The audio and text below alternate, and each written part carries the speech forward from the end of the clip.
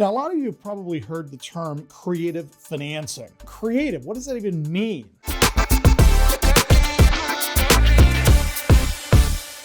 Well, the definition is simply buying real estate using non-traditional financing methods. Now, if you were to go up to any random stranger on the street and ask them, hey, how do I buy real estate using creative financing? 99% of the population is not going to be able to tell you how to do that. Now, if you were to contact your local bank and say, hey, I'm interested in buying real estate, how do I go about doing that?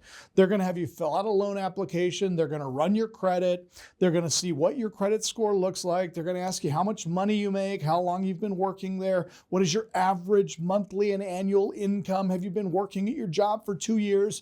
And it's really unfortunate because a lot of people who could be buying real estate right now, either to live in, buying rental properties, building your portfolio, a lot more people could be buying real estate regardless of rates, okay? What I'm talking about today is rate agnostic, which means I don't care if interest rates are 2% or if they're 20%, doesn't matter, because we don't buy for rates.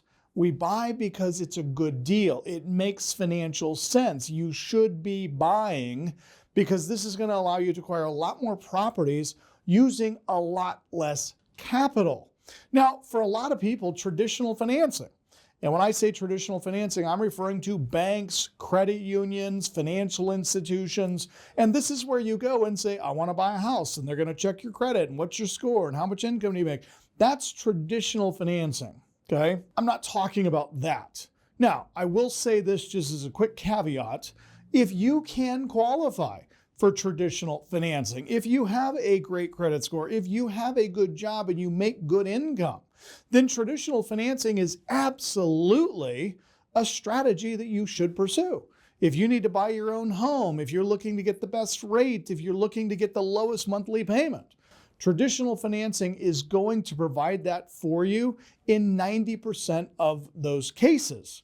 But there's a lot of people who do not qualify for traditional financing.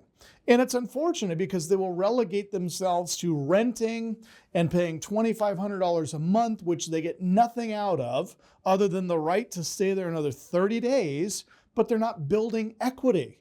Now, you guys know the statistics. The highest percentage of millionaires made their first $1 million in real estate by using these traditional methods to buy, fix, and sell property to obtain wealth. And then they started building a rental portfolio, and they started gaining a lot more upside equity because of these strategies.